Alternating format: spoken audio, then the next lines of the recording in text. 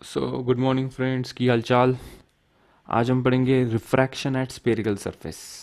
Formula हमारे सामने है, ये देखो, ये yellow yellow dirty fellow formula, अजीबोगरीब फॉर्मूला। इसका डेरिवेशन हमें करना है, एग्जैक्टली क्या फॉर्मूला है वो देखते हैं हम। ठीक है, हमने एक मीडियम लिया। हमने मीडियम लिया, क्या मीडियम था यहाँ पे, म्यू 1। हमने कर्व्ड सरफेस लिया। कर्व्ड सरफेस के राइट हैंड साइड में एक दूसरा मीडियम है जिसका रिफ्रैक्टिव इंडेक्स है म्यू 2। कहीं ऑब्जेक्ट यहाँ रखा होगा, the object is placed here. Object का नाम दे देते हैं ओ, और ये है पोल। ये ज्योमेट्री पता है ना, हमने मिरर में देखा है ना, स्फेरिकल मिरर में। ये क्या है, principal axis. This is called as principal axis. ये क्या है, pole, centre of the pole, centre of the mirror. Object है, दिस इज ऑब्जेक्ट, छोटू सा ऑब्जेक्ट है। छोटू सा ऑब्जेक्ट मतलब लाइट पैरा एक्सियल जाएगी।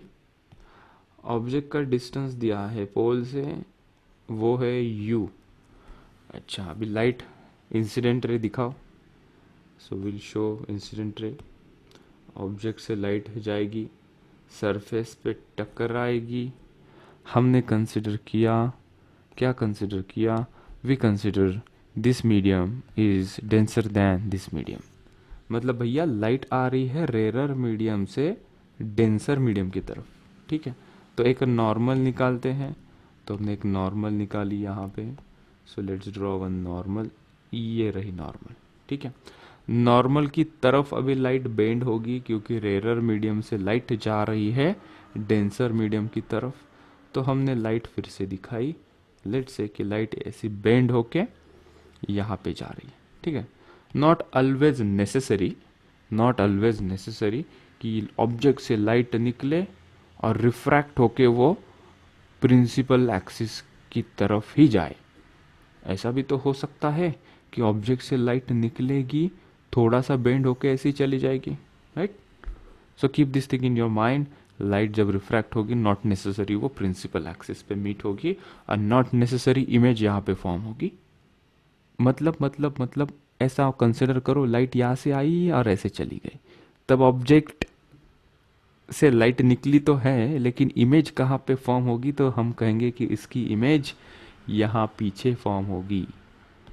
Okay, so it can happen, object यहाँ पे प्लेस्ड है, इमेज यहाँ पे फॉर्म हो सकती है, या इमेज यहाँ पे भी फॉर्म हो सकती है। To keep thing simple at initial we will say कि भैया लाइट आई और यहाँ पे रिफ्रैक्ट होके वो प्रिंसिपल एक्सिस पे मीट हो गई है, राइट। अभी डायग्राम कंप्लीट करने के लिए मुझे और एक लाइट लगेगी, तो हमने और एक इंसिडेंट रे निकाली parallel to the principal axis. तो वो अनडेविएटेडली चली जाएगी, और ये जो दो रे यहाँ पे मीट होंगे, वो रे हमारी प्रोड्यूस करेंगे इमेज। ये पहली इंसिडेंट रे यहाँ से जाके यहाँ पे, दूसरी इंसिडेंट रे अनडेविएटेडली गई। हमने कहा कि welcome vanakkam, your image has been produced here. ठीक है, और वो जो डिस्टेंस इसका होगा, उस डिस्टेंस को हम इंडिकेट करेंगे v से, और डिस्टेंसेस कहाँ से मेजर होंगे, पोल से। ठीक है, और इस ज्योमेट्री के दो तीन पहलू भी देख लो। यहाँ पे देख लो कि सेंटर ऑफ कर्वेचर यहाँ पे मैं दिखाना चाहता हूँ C। ठीक है, तो this is the centre of curvature. ये क्या है, this is incident ray, this is refracted रे। ये भी क्या थी, incident ray, and this is refracted रे। दिस इज द रे diagram of any object which is producing its image after refraction from spherical surface. Now अभी introduction देता हूँ तुम्हें. What is u? U is the object distance. What is v? V is the image distance. What is r? R is the radius of curvature. सबको पता है ये सब चीज़. μ1 क्या है, μ1 is the refractive index of this medium. जहाँ पे object रखा है, नहीं, it is the refractive index of medium of incident ray. जहाँ से लाइट आ रही है वो वाला मीडियम का रिफ्रैक्टिव इंडेक्स हम μ1 कंसिडर करेंगे। ठीक है, μ2 क्या है, μ2 is the refractive index of medium of refracted ray. मतलब जहाँ पे रिफ्रैक्टेड रे जा रही है वो वाला मीडियम हमने लिया है μ2। ऐसा नहीं कहेंगे, वो नॉन टेक्निकल होगा कि जहाँ पे ऑब्जेक्ट है वो μ1 और जहाँ पे इमेज प्रोड्यूस हो रही है वो μ2। अगर लाइट ऐसे जाएगी रूम, उसकी इमेज अगर पीछे प्रोड्यूस होगी तो तुम कहोगे कि μ1 और μ2 तो सेम ही है, right. So in that case virtual object के केस में ये प्रॉब्लम आ सकती है। Now coming to this green colour, now introduction के बाद, image formation by refraction at spherical surface can be analyzed by spherical formula, that is called as spherical refraction formula used for paraxial rays। Way paraxial ray समझना ज़रूरी है कि ये जो formula हमने लिखा, ये येलो वाला, वो only valid when the rays coming from object are very close to this principal axis, तभी ये फॉर्मूला वैलिड होगा। हमें चिंता नहीं है, सिलेबस में वही एक है, तो जो कुछ क्वेश्चन बनेंगे पैरा एक्सियल के द्वारा ही बनेंगे। हाँ, बस एक कोई थ्योरी क्वेश्चन आ गया तो वो हमें कंफ्यूज ना करे। For that you should remember कि ये सब चीज़ें पैरा एक्सियल रेस के लिए। अभी देखो formula μ2 by V minus μ1 by U is equals to μ2 minus μ1 upon R. ये सभी चीज़ें क्या है वो मैंने बता दी कि क्या होता है। अभी देखते हैं नेक्स्ट पेज पे ये फॉर्मूला आया कैसे है, तो हम इसका अभी करने जा रहे हैं डेरिवेशन। तो चलो हम इस फॉर्मूला को डिराइव करते हैं। कौन से फॉर्मूला को डिराइव करते हैं? ये फॉर्मूला को डिराइव करते हैं। ठीक है, फटाफट से देख लेंगे। वही डायग्राम हमने यहाँ पे रीड्रॉ की है। ये एक मीडियम है, ठीक है। कंसिडर हमने किया है कि वो डेंसर मीडियम है कंपेयर टू जहाँ से लाइट आ रही है। यहाँ से लाइट आ रही है वो मीडियम है μ1, जहाँ पे लाइट जा रही है वो मीडियम है μ2, और μ2 इज़ ग्रेटर देन μ1। तो रे डायग्राम निकालते हैं। सबसे पहले ऑब्जेक्ट से हमने एक लाइट कंसिडर की, एक रे कंसिडर की। ये नॉर्मल है, नॉर्मल के साथ angle of incidence is θ1। Light refract हो जाएगी टूवर्ड्स दी नॉर्मल, बेंड होगी लाइट क्योंकि डेंसर मीडियम में जा रहा है, तो एंगल ऑफ रिफ्रैक्शन क्या है? θ2 है, ठीक है। ये लाइट यहाँ पे आ गई। हमने एक और इंसिडेंट रे निकाली पैरेलल टू दिस नॉर्मल, तो अनडेविएटेडली चली जाएंगी। So because of this two rays हमें इमेज यहाँ पे मिल गई, ठीक है। फिर ऑब्जेक्ट डिस्टेंस पोल से हम लेते हैं, दैट इज़ यू। जो इमेज फॉर्म हो गई उसका भी डिस्टेंस पोल से, दैट इज़ वी। ये जो कर्व है, इस कर्व का सेंटर है सी और उसकी रेडियस होगी आर, ओके, राइट। ये नॉर्मल हमेशा सेंटर ऑफ कर्वेचर से पास होती है, ओके। हमने यहाँ पे 2-3 अजम्पशंस लिए to come to the conclusion of the formula. ये अजम्पशन उसके हैं। पहला अजम्पशन है कि ये जो रेज आप कंसिडर करोगे, ये जो ऑब्जेक्ट से निकलने वाली रेज है वो कैसी होनी चाहिए? Para axial. यहाँ पे हमने दिखाया है बड़ी बड़ी रेज, लेकिन एक्चुअल में ये रे कैसी होगी? ये रे काफ़ी नज़दीक होगी प्रिंसिपल एक्सिस से, और यहाँ पे जाके ऐसी इमेज भी यहाँ पे बनाएगी। मतलब ये काफ़ी छोटे स्केल वाले ऑब्जेक्ट के लिए ही ट्रू है। दूसरी बात, अगर रेज पैरा एक्सियल है तो यहाँ पे देखो, ये जो कर्व्ड सरफेस है, ये कर्व्ड सरफेस हमें कैसे दिखाई पड़ेगा? ये स्ट्रेट दिखाई पड़ेगा। मतलब क्या है कि कोई भी बड़ी चीज़ को एकदम छोटा सा कट पोर्शन निकाल दो, कर्व्ड सरफेस का छोटा सा पोर्शन तुम कट करो, वो हमें स्ट्रेट ही दिखाई पड़ेगा।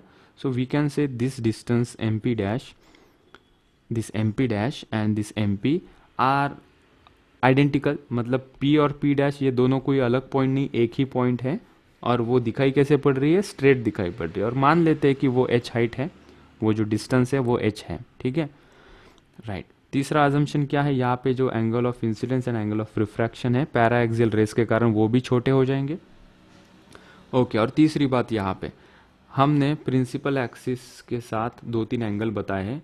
Incident angle of incident rays का और प्रिंसिपल एक्सिस के साथ जो एंगल है वो है अल्फ़ा। नॉर्मल का प्रिंसिपल एक्सिस के साथ जो एंगल है वो है बीटा, एंड रिफ्रैक्टेड रे का प्रिंसिपल के साथ जो एंगल है वो मान लो कि है गैमा, ठीक है। ये पूरी ज्योमेट्री हमारी हो गई कंप्लीट। स्टेप नंबर 1, फॉर्मूला की तरफ बढ़ने के लिए हमने पहले देखा कि एक ट्रायंगल तुम देखो OMC, ये वाला ट्रायंगल में देखा हमने। ये वाले ट्रायंगल में OMC मतलब सॉरी OMC, ये बड़ा वाला ट्रायंगल, दिस इज OMC, ठीक है, ये वाला ट्रायंगल। इसमें हमने देखा कि sum of interior angle is equals to exterior angle. So हमने लिखा θ1 is equals to alpha plus beta, similarly दूसरा ट्रायंगल हमने देखा CMI, वेरी CMI, ये वाला ट्रायंगल। अभी ये ट्रायंगल में θ2 and gamma are interior angle and beta is exterior angle. So हमने लिखा beta that is exterior angle is equals to sum of two opposite interior angle. So यहाँ से हमने θ2 के टर्म में आंसर चाहिए था, तो गामा को लेफ्ट हैंड साइड में लेके गए, सो वो हो गया माइनस। यहाँ से मुझे θ1 एंड θ2 मिल गए। Okay, angle of incidence and angle of refraction का रिलेशन अल्फा बीटा के साथ हमें मिल गया। और एक चीज़ यहाँ पे देखो, तो यहाँ पे देखो कि tan अल्फा की वैल्यू फाइंड आउट करने के लिए हमने ये ट्रायंगल देखा।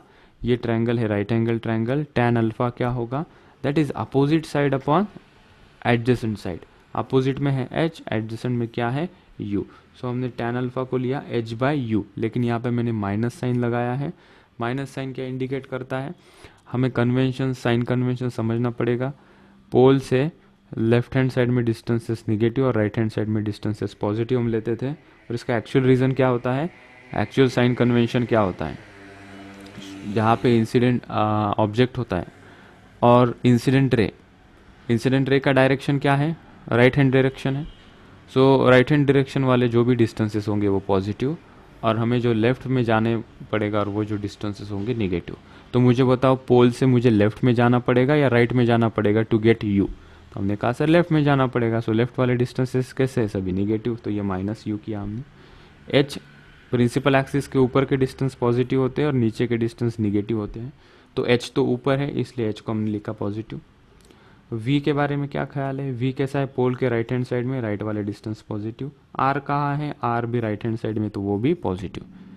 सो tan गामा कैसे मिला हमें, tan गामा देखो ये वाले ट्रायंगल से, opposite is h and adjacent is v, that is h/v। tan beta कैसे मिला, tan बीटा के लिए हमने देखा यही ट्रायंगल, ये वाला देखो triangle, opposite upon this is adjacent, that is h/r। So tan alpha beta gamma मिल गए, θ1 θ2 मिल गए। अभी बारी है हमारे, ये पूरे इंग्रेडिएंट्स रेडी हो गए, अभी हम पकाते हैं। सो यूजिंग स्नेल्स लॉ, ये बाउंड्री के ऊपर हम स्नेल्स लॉ लगाएंगे। ये रिफ्रैक्टिव इंडेक्स है, ये एंगल ऑफ इंसिडेंस है। So μ1 sin θ1 is equals to, ये μ2 is refractive index of this medium and θ2 is angle of refraction. So μ2 into sine θ2। हालांकि θ1 और θ2 काफ़ी छोटे हैं, θ1 θ2 are very small. So sine θ1 को हम θ1 लिख सकते हैं और साइन θ2 को θ2 लिख सकते हैं। तो ये फॉर्मूला अभी बन गया μ1 θ1 इज इक्वल्स टू μ2 θ2।